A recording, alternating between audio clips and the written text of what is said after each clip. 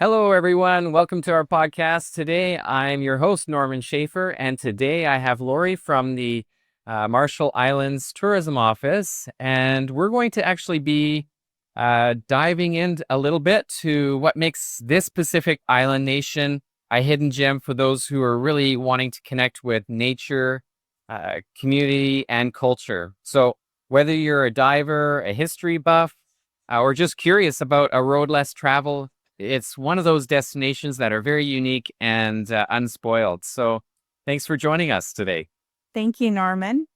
Before we dive into today's episode, I want to tell you, if you've ever dreamed of experiencing one of the incredible destinations that we talk about on the show, be sure to visit farandawayadventures.com. For over 30 years, I've helped travelers discover some of the most extraordinary destinations on Earth.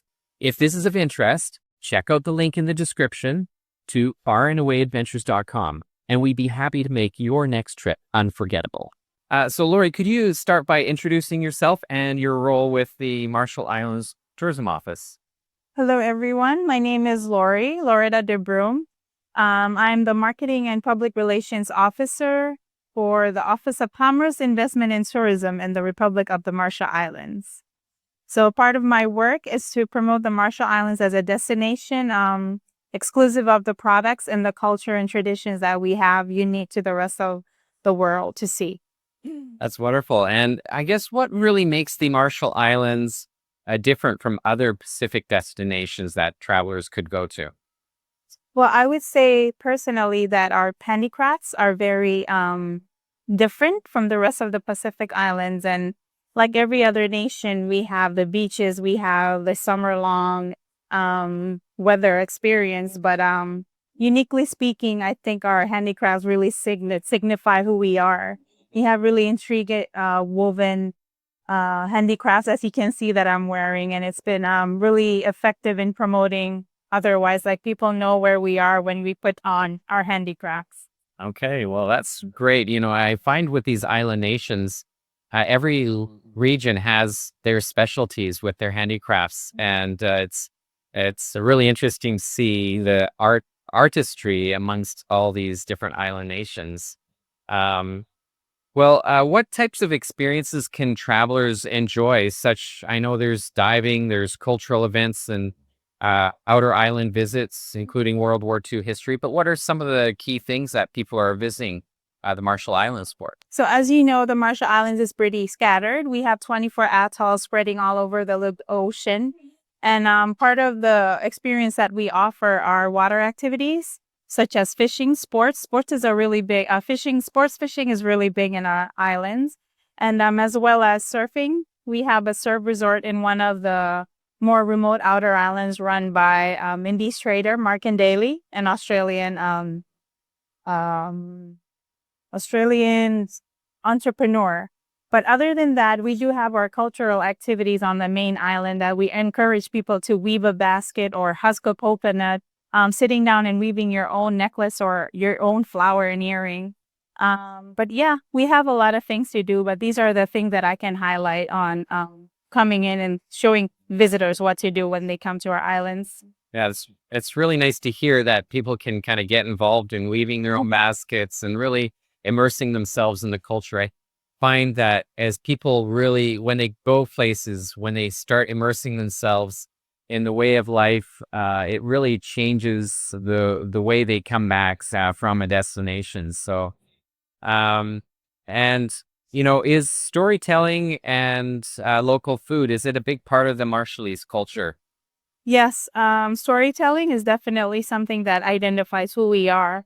And we've had a lot of histories and stories to tell from products that were innovated during the World War II leading up to now. So there's this stories that are just like flourishing with every product. There's a unique story behind it. So we sort of signify our product using story taglines that's really making it more enjoyable for the visitor and having a deeper connection to the Marshall Islands. Okay. And are there some ways for travelers to directly support local communities while visiting? Yes, we do have our sustainability practices. So when we have our visitors come in, we usually do beach cleanups with them. something that they could leave a less carbon footprint when they come to our island. So we do have these sort of activities, and our office is very keen on connecting visitors with the relevant stakeholders that does these projects. So just so the visitor can have a vast experience of what you do in the Marshall Islands. Aside from touring, they can also leave a mark of doing something good for the community. Okay. And is there any specific times of the year where there's special events or festivals or uh, special things to do in the islands? Yes, of course. There's a lot of events to do, but the most highlighted ones are the fishing tournaments, the fishing derbies in July. It's a very big thing.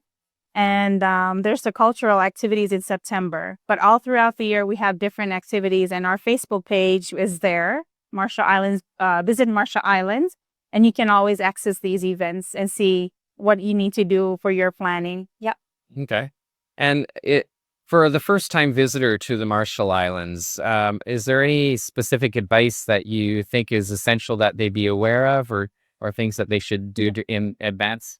Yes, always do plan according to our calendar of events because we have limited hotel rooms available. So it would be wise to plan on the dates that the hotels are vacant so that he can have the experience. And our office is the point of contact. If you want to inquire about visiting information, reach out to our team at rmiocit.org.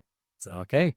Well, just to kind of end out, is there any hidden spots or special places that you think that people should be aware of in the Marshall Islands? Ooh. I know I might be putting you on a I stuff bit, know. but I want to leave that as a mystery because I really want people to come in to find out those hidden spots because we have a lot of them. So the only way to find out is if you set foot on the Marshall Island that you would know where they are. and come talk to a local. Come talk to a local. Yeah, yeah. Well, thanks for joining us on the podcast. It's wonderful to have you with us. Thank you for having me.